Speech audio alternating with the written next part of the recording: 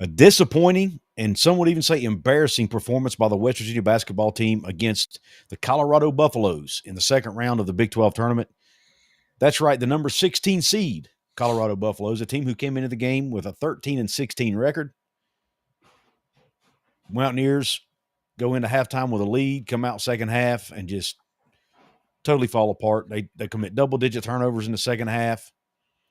Jonathan, let's go ahead and jump in, man. What happened to the Mountaineers today? Yeah, I mean, unfortunately, Couz, it's something that we have seen. We've seen over and over this year. I mean, it really, as frustrating as it is to me, I don't think it should have come as a huge surprise. Look, I want to be careful. I don't want to. I want to acknowledge what happened. It was ugly, Right. but also want to be careful that I don't overreact. And so probably before we start going down this road, we should just acknowledge that it was a good regular season for this team. To be given a bye, to receive a bye in the tournament, and the job that Darren DeVries has done this year. Gosh darn it, I don't want to overplay Yeah. his hand here, but I Yeah. don't know who they could have brought in that could have had a better season given the circumstances of last Agreed. year Agreed. and how we got here. All right, out of the way. Yeah, it was ugly. It was ugly, and it's what happens when I feel like you're kind of trending the wrong direction a little bit, and you catch a team that this time of the year you see it gets a little bit hot, gains a little bit of momentum. Let's face it, Coos, West Virginia has one dominant scorer in Javon Small, and I want to be careful that I'm not too critical of Javon Small because, in my opinion, he's Big 12 Player of the Year. Agreed. I agree with that. We'll talk about that later, but yeah, I But agree. but there are times in a basketball game where he just has to take over. If it's a four shot, it's probably a better shot than what West Virginia gets otherwise, right? Yeah, And he was too passive in a few agreed. situations 100%. for me. Yep. And even Fran, I was kind of screaming, and Fragilla on the call today. Today said towards the very end, he was doing in the last minute and a half what he should have been doing with 5 and 6 minutes to go. Mm-hmm. I would have liked to have seen him be a little bit more selfish. Just to be frank with you, you can't give up I think it was a 15-0 run. You can't give up a 15-0 run to a Colorado basketball team. And this late in the season, Big 12 tournament, you're projected a 9, some say 10 seed. You're still fighting. There's no guarantees here. And it was just an ugly performance. Yeah, agreed. And you took the words right out of my mouth, man. I was in a group chat earlier, and somebody was in that chat said, they weren't able to watch the game. They were asking what happened, and I basically laid it out there. I said, Javon Small was too passive in the second half. The team committed double-digit turnovers in the second half. They got sloppy. And Elijah Malone happened. Got to give credit to that young man. He came off the bench. I don't even remember this guy from the last game. Maybe he did okay. I just don't remember. But he's not a name you would know typically, right?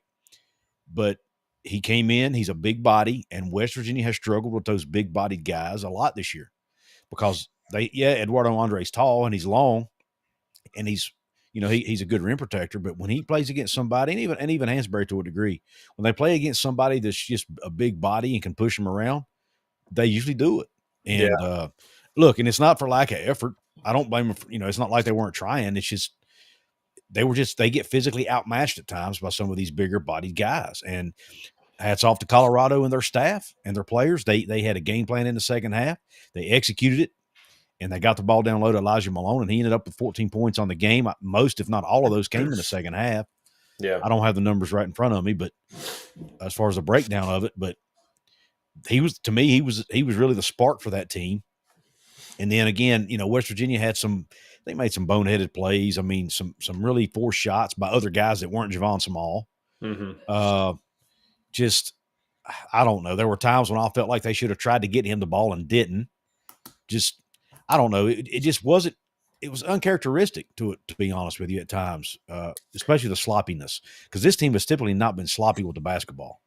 Yeah. They were struggling to handle the press there at the end, which Yeah. That's creeped up a few times this year. That is something they struggle with at times. I think Darren DeVries should have been in the conversation for Big 12 Coach of the Year for what he's been able to do. So this is in no way a shot at him as a coach. But you and I we got to be honest, right? I felt Yep. like when they started pressing, I felt like he should have brought in a second ball handler into the game. You bring KJ Tenner and Javon Small in the game. You get your two, and you don't have guys like Toby Okani, for example, who Yeah. shouldn't really be handling the basketball. Yeah. And not a shot at Toby Okani. That's just not that's not his strength. But again, Darren DeVries won 20 games like 6 or 7 years in a row. So who am I to tell him how to coach? But Yeah. these are just observations I had late. But at the end of the day, let's go back to the positive again here. By the way, we are live. Thank you for joining the show. I almost forgot to address that. If you're watching on X, please don't forget to come over to the Hoops from the Hills YouTube channel once this show's over. Subscribe to us over there. We put up West Virginia basketball content all season long. But and we will get to your comments a little later in the show. But to get back to the positive, Jonathan, like you said, none of us expected this team to be in the conversation. At least I didn't. Maybe you did. Didn't expect this team to be in the NCAA tournament this year. Most people did not. And so considering where the program was at a year ago with 9 overall wins, Yeah.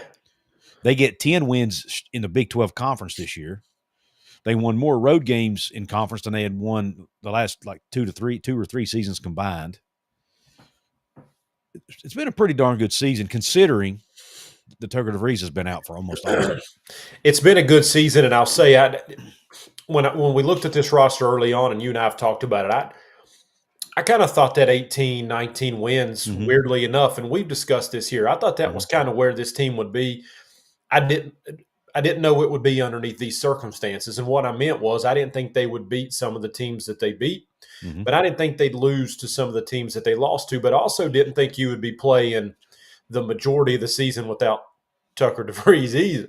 So, when you lost him, that kind of some more kudos to the staff and this team. So yeah, but it was a good season, regular season, and now as we enter after the Big 12 tournament. But my biggest thought is you are limping now into the NCAA tournament. Listen, I don't know that anybody here is expecting this team to go to a Final Four or probably even Elite Eight, but you look at this team the second half of UCF, and then you look at what happened against Colorado today.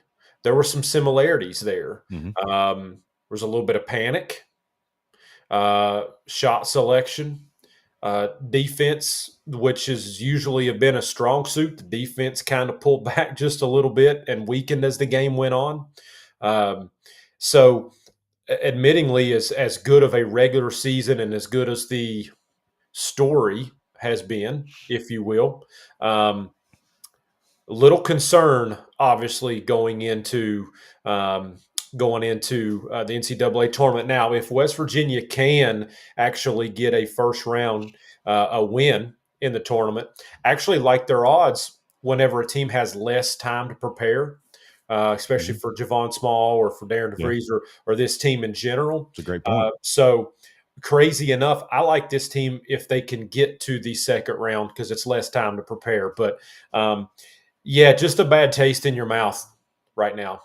Colorado did beat TCU the second time in 2 or 3 days, but 3-game win streak for them. Yeah, and so they're give them credit playing some good basketball, but it was just to play that first half the way they played. They were energetic, they hustled, they were making shots. But Couz, we've seen all season long, this team hits 5-minute, 7-minute, 8-minute stretches where they just cannot score the basketball. And that's why I said I would have liked to have seen the defensive intensity remain, and I would have liked to see Javon Small, quite frankly, be a selfish basketball player. Yeah. I mean, even early on in the game, Jonathan, when West Virginia was, I think they were out, it was like 13-7, or it was early in the game, but they were dominating the game for the most part. And you could kind of tell, okay, West Virginia is going to be the better team here today. I mean, it kind of had that feel to it early on. Yep. but they still weren't scoring very well. They all their points were coming off of turnovers and transition and getting steals, and they were scoring off their defense. Yeah. So at really no point in the game did they look like they were flowing well offensively. But their defense, and Coach DeVries has talked about this so many times, we have to win with our defense. We have to score off our defense. And when they don't do that, they typically don't win a lot of games. I mean, that's just how the team's built. It's with Tucker out, they kind of had to change their approach a little bit. I mean, they were always going to be good defensively, don't get me wrong. He was going to hang his hat on that, but they would have been a much more efficient offensive team, probably would have played at a faster pace, wouldn't have had to play, the possession game, so to speak, and getting shots late in the shot clock and things like that. Had Tucker not been out, right, they'd have been a completely different basketball team. But he was out, so they had to make some changes. But yeah, I just like you said, the defensive intensity for whatever reason, I don't know if they got frustrated, and Hansberry got in foul trouble too. I don't think that helped. No. Nothing against Andre, but he's not accustomed to having to play those kind of minutes typically. And he was forced to play a lot more minutes today than he typically does, and maybe that threw everything a little bit. I don't know. There was just they just were out of character today, and especially in the second half. Yeah, and you have to kind of have to question and ask yourself: was this a game where they were looking ahead to making a statement versus Houston? Listen, they're not immune. They knew it was the number 16 Colorado. They'd beaten them once already this season on the road. And a big-time matchup against Houston. I'd even talked about it. I think you've even talked about it. It was an opportunity for them to get one more staple win on the resume against Houston. And so I don't know if that played into it. You would hope they didn't look past Colorado, but you never know. But yeah, they look sluggish, even though the defensive intensity was there. It wasn't Hansberry's best performance today. He seemed to be a little out of sorts. Could have been the foul trouble, but he was a little off today. Same with O'Connie. Yeah, so I guess the biggest question here now is, what do you go going forward? Would have liked to have had that shot at Houston, but we won't get it, unfortunately. Yeah. Scott Fisher agrees with you, Jonathan. He says he thinks they were taking CU for granted a little bit. Courtney Good, I disagree with that statement. Coach DeVries has more fire on the sidelines than any coach I've ever seen in college basketball, or at least as much as any coach I've ever seen. He jumps up and down. He gets down to the defensive stance and pumps his fist. He gets the crowd fired up when they're at home. I've seen him slap the table. He's usually by the end of the game, his voice is almost gone. So from screaming too much. I'm not sure that I really agree. Yeah, I mean, DeVries is usually a sixth man on the court. Yeah. But he probably was trying to figure out what was going on with his team. Right. Yeah. Look, I'm not going to sit here and compare myself to Darren DeVries at all, but I used to be the kind of when I coached my girls travel team. When I started out in coaching, I used to be the guy who's jumping up and down, screaming, yelling. And I got after a little over time, I got to thinking, it seems like that was making my team play a little nervous, so I started changing my approach a little bit, and I started calming down. I started sitting more often, not getting so as excited, and my team started playing better. Not sure if it was a causation or correlation, but nonetheless, I wasn't going to jinx it. So I think there are times to do that. And then there are times that you got to, maybe he felt like if the team was already a little bit nervous or rattled or frustrated, jumping up and down, getting excited might just make the situation worse. That's kind of where I was going with that point. Because the team sometimes takes on the personality of their coach. Yeah. Whether it be long-term or even in the heat of the moment. If the coach has a calm demeanor and a calming presence, then maybe the team can have that calming presence too. You know what I'm saying? Yeah. And maybe that was his mindset there. He's a very intelligent guy, and I think he's very measured in what he does and says. So he didn't get to where he's at by being, by not being that way. So that's my take on that, Courtney. Yeah, and good points, because he's generally, like I said, a six-man on the floor. We've talked about his intensity levels, and so who knows what possibly played into that today. Yeah. Um, yeah, now there's a good question. Yeah, there was actually 3 lane violations I counted on Yeah, one with the referee standing right there. yeah, it was definitely a missed call. You know, when it first happened, and I would probably defer to a rules expert here.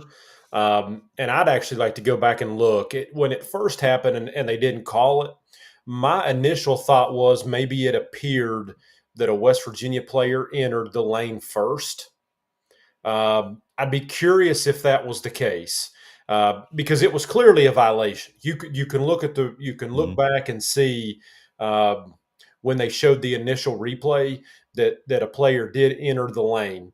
Um, that's a violation. There were more than one, but it happened so quickly that my first thought was that a West Virginia player entered first. And if that's the case, I'm curious if well, no. Now here you go thinking live on air, and that gets us in trouble. So that would still be a violation. I was thinking maybe that kind of nicks the non-call. So it just doesn't make sense to me as to why they Yeah. didn't call it because it was Well, clearly a violation. I was exactly like you. Matter of fact, I even had my wife was sitting beside me. And why did they not call a lane violation? And I said, well, I think the West Virginia player went in first and he missed a shot. So Was, it's no was call. But then they showed the replay. And on the replay, it looked to me like the Colorado player clearly stepped in first. okay. 2 of them did. Well, actually 2 for sure. And it looked like a third one may have stepped in about the same time a West Virginia player did. So there was at least 1, if not 2 lane violations, maybe even 3 on Colorado.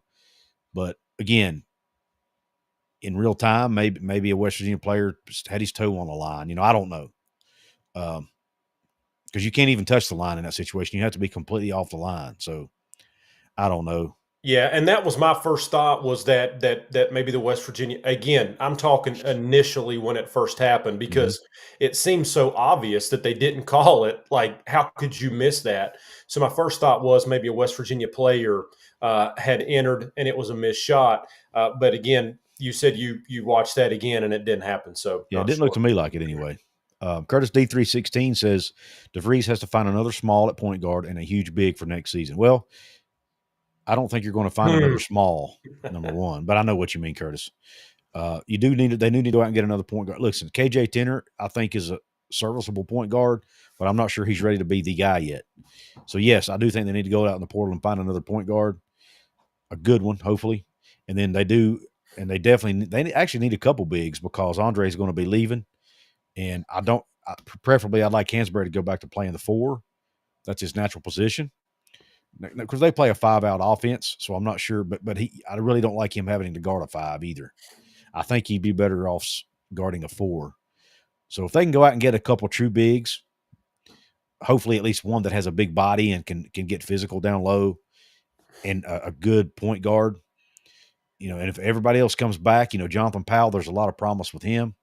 Sincere Harris obviously is a defensive machine, and I think he's getting better offensively a little bit. He's not going to shoot. He didn't shoot the ball well, but he was getting better at taking the ball to the rim and making some intermediate jumpers, mid range jumpers. But and of course with Amani coming back, hopefully, I think the core is really strong, and of course Tucker's supposed to be back, so I really like what they have coming back next year, assuming everybody stays, and plus they have a 3-4-star coming in Hmm. next year, and one who they're saying could end up a 5-star before it's all said and done in Braden Hawthorne, who, by the way, is an Yep. in-state kid right up the road from me and you, Jonathan, from Yeah, Beckley.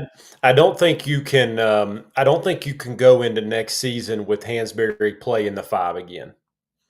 That's that he's out of position there. He's undersized there. Kudos to him for doing it all season. Um, and but yeah, you've got to definitely go out and get a 5. Braden Hawthorne is somebody um, if you've watched highlight film from him this season, he is somebody that they got on early and was a diamond in the rough, and now everybody knows about him. So, huge pickup for them. And then Tucker being the wild card coming back next season. How healthy is he going to be? They did that surgery earlier this year to allow him to have time to actually have an off season, because they talked about that. He hasn't technically had an off season in a couple years, and so hopefully he is healthy.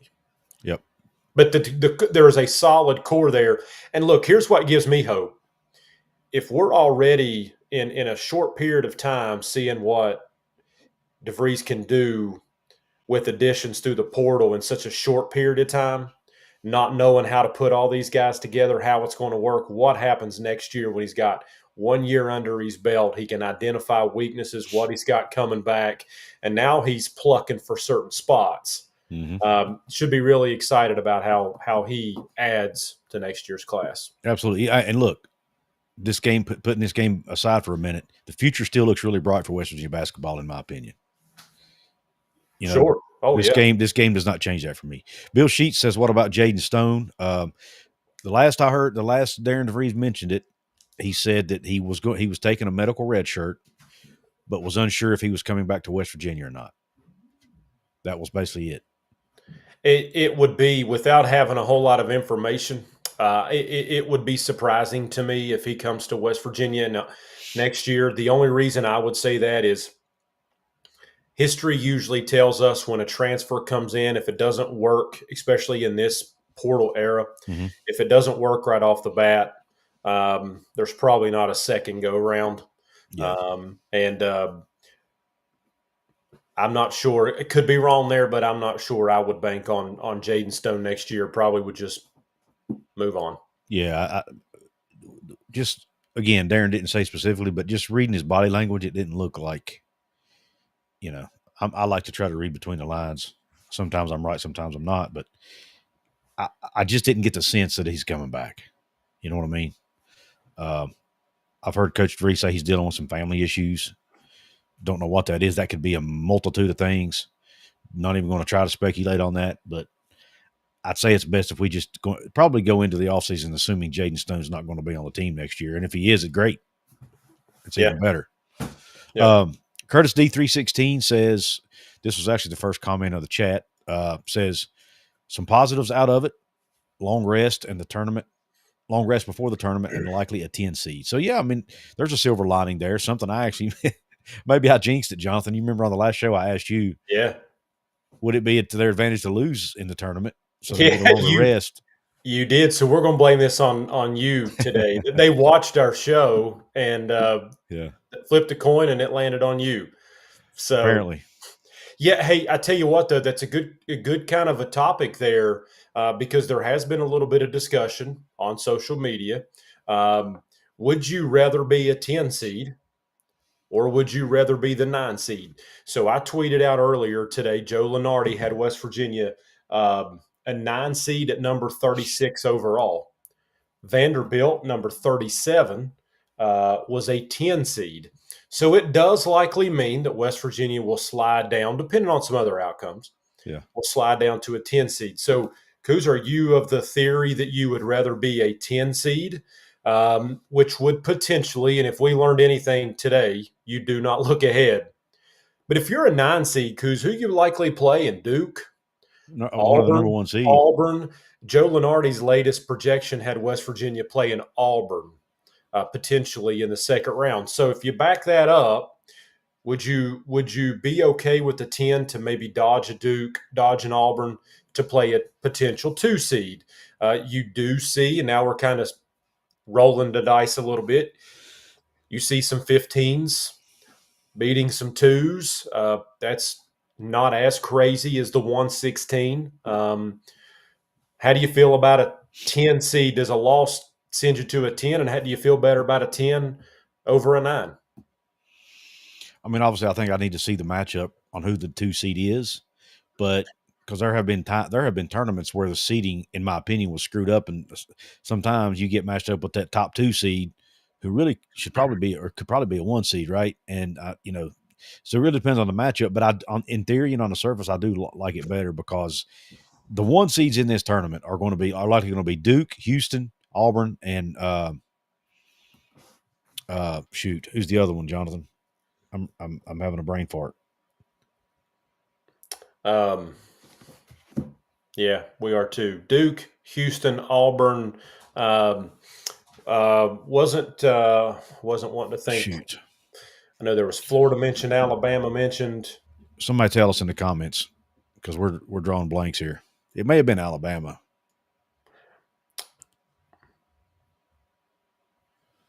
But yeah, either way, it doesn't change the point. Florida. Lenardi has Florida. I remember he was going back and forth on another. So two SEC's rolling in basketball, man. But anyway, yeah, and I'll be honest, I don't know much about Florida, so it's hard to speculate there. But yeah, I mean, on the surface, I like the two better. I'm playing the two better. I think. Which would be Michigan State, Texas Tech, Tennessee, or Alabama? Gosh. I think the biggest part there, Couz, is that the top two, right? Yeah. So if you just did process of elimination, they're probably not going to match you up against Houston. And so if you didn't get Florida, you're probably getting Duke or Auburn. And my thought on it is when I start doing elimination of these teams, there's a huge gap between Auburn and Duke and Texas Tech, Michigan State. So that's my thought on it. I'm gonna think outside the box. This might be a bit of a hot take. You talked about having this team being hard to prepare for on just one with not a lot of time to prepare. You don't think this team would be fired up to go play Duke? You don't think you think they'd bring some intensity in that game? I think so. Playing against the number one player in the country, the likely number one NBA draft pick in Cooper Flagg. I ain't gonna lie to you. I'd love to see that. I know they probably wouldn't win the game, but it'd be an exciting game to watch. I'd be excited for that one. Yeah, and we've talked on this show before. You're not going to dodge your way through an NCAA tournament. You know, if your plan going into the NCAA tournament is we're going to try and dodge this team, and then hopefully there's an upset and we dodge this team, you're going to get a rude awakening because everybody's talented and worth making a run or pull the upset. So yeah, I mean, I could get behind playing Duke, but you know, as the positive here is, and yeah, well, ironically, that's exactly where I was going with it. The positive here is if you're a 9 or you're a 10 or if you're one of the last 4s in, you're in. And there's not a lot greater feeling than on Selection Sunday seeing your name called. And, you know, I got to tell you, it's awful miserable when you sit and fill out a bracket and you don't have that West Virginia on a line. It just doesn't mean as much, and so it'll be nice to see them this year. And I'll be honest with you, I am more interested in the tournament if West Virginia's in it. Sure. Even if they lose the first round, I find myself more interested in the tournament. I guess it's just a subconscious thing. When West Virginia's not in the tournament, yes, I watch some games, but I'm not as dialed in, you know? Yeah. So, yeah, it's just there's something about it, you know, knowing my team was part of it. And guess who probably won't be part of it, by the way? The team up north. Yep. And, hey, there's also a decent – now it's going to have to depend on where they end up getting probably the seeding a little bit, how far they do fall. But there is an opportunity for West Virginia fans to see the Mountaineers in the NCAA tournament. It looks like there's a couple places that are pretty close to us so you might have an opportunity to watch. You're referring to Dayton and Raleigh, I assume? Yeah, and I believe the other one was Cleveland. Or is it Cleveland and Raleigh? Maybe Dayton's later. I can't remember. Yeah, Cleveland, Raleigh was one. So there's a couple opportunities some projections out there that have West Virginia potentially playing close. Yeah. And you're right, WVU Fan 13. I've seen wasn't NC State was an 11, weren't they, last year? I think so. And they made it to the Final Four. So, I mean, it can happen. Not predicting it. And Lexington, too, is another one that's within driving distance. Great point, Browns and Beers.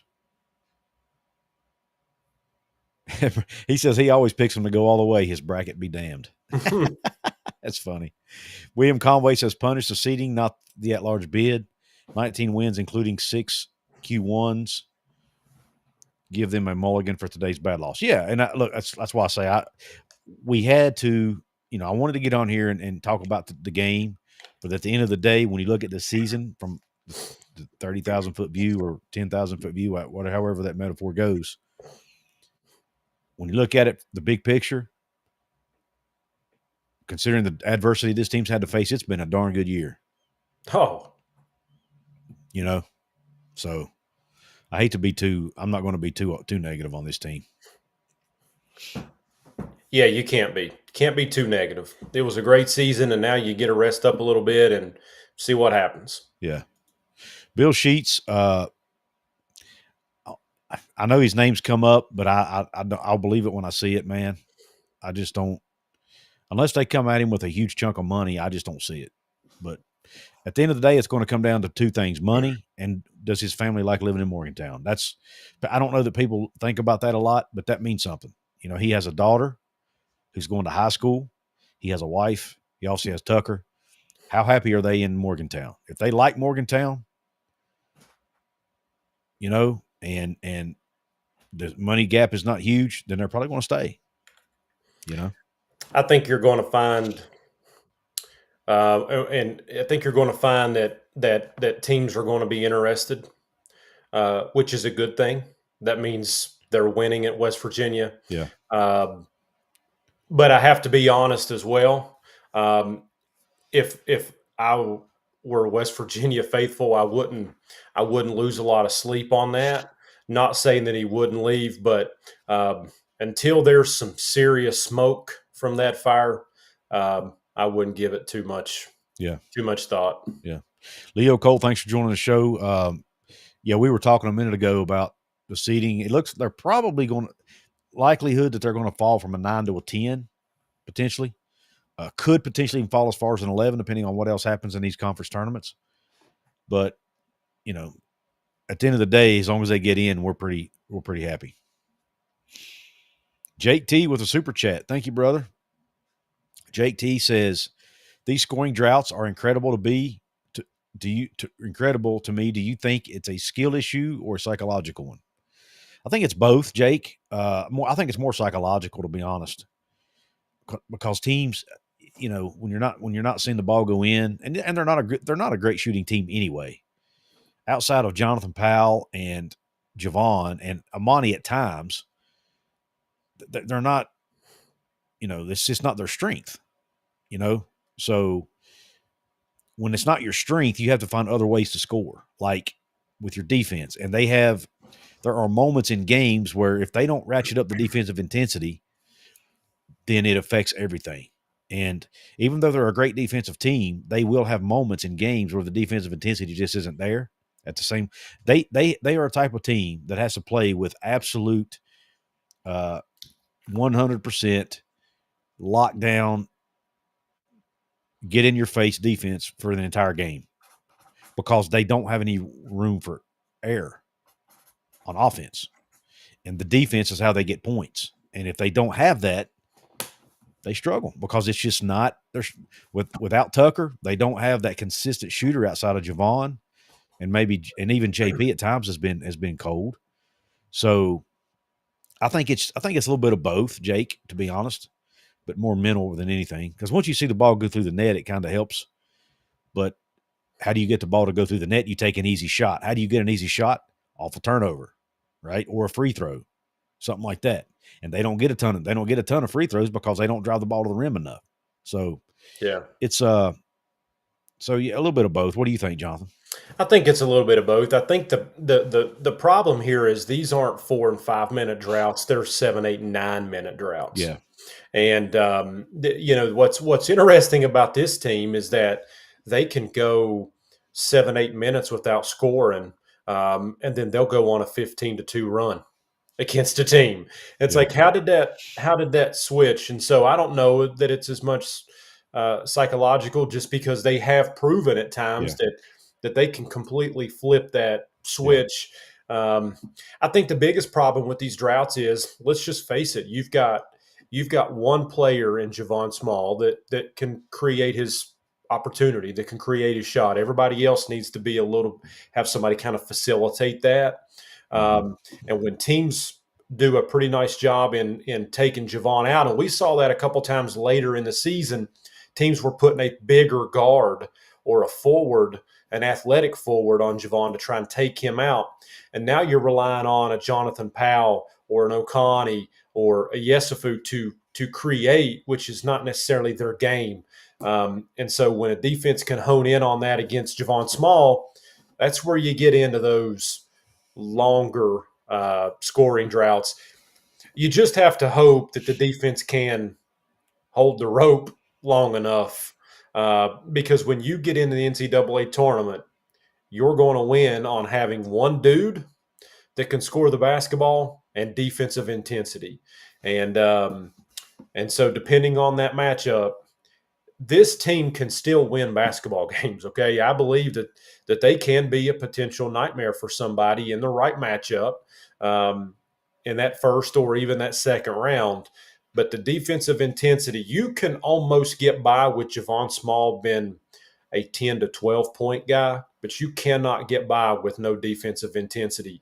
And when you see it let down in the second half against Central Florida and you see it get let down against Colorado, you're going to go home early in a tournament just like you did from the Big 12.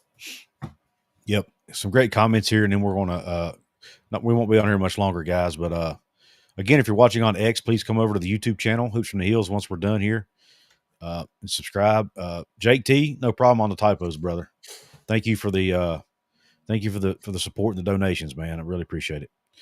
Leo, they did have to rely on freshmen a lot this year, more than they probably wanted to, and they depend on the three too much. WVU Fan 13, I totally agree with that. I've said that multiple times.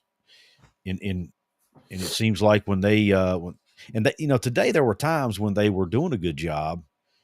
Javon was hitting the guys off that roll, but they weren't making the shots afterwards. Yeah. Or they wouldn't catch the ball, like it would just bounce off of them, and it just, I don't know. The play today was just much. They left much to be desired in the second half. It was sloppy at times. The defensive intensity wasn't there. It was uncharacteristic a little bit, from what we've seen for most of the year.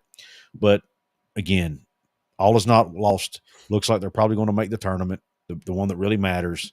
So we still have more West Virginia basketball to watch before the season's over. Yep. So still a lot and the future still looks bright. So there's still a lot to be excited about. Yep, seven straight turnovers, William. That's a great point, man. They had double-digit turnovers, but they had seven straight possessions with turnovers, man. You cannot do that. I don't care who you're playing. You can't do that.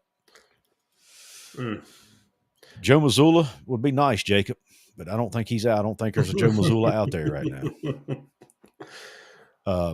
Want to give a quick shout-out to new sponsor here on the channel, Appalachia Digital. If you guys haven't had a chance, please go check out my brand new website, wvsportschat.com. It was designed by the fine folks over at Appalachia Digital. They did a great job. It's a much more clean looking website than my old one, more professional looking. They did a fine job on it. If you need a website built or you already have a website and you need somebody to help you get found on Google, they can do that too. So go check out Appalachia Digital. Go to appalachiadigital.com/Couz to let them know that I sent you and let them know you appreciate what they did here from my site. And hopefully they can help you out too if you need it. Jonathan, any parting words before we sign off? Down, but not out. That's right. And so today stunk, if we're being honest. But hey, Sunday, Selection Sunday, that's a great Sunday. You're going to see West Virginia's name called. I believe that.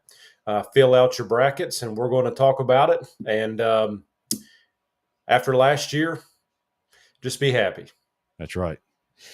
One more parting comment here. WV Fan 13 says, since 1985, there's been a 10 seed make the Final Four twice.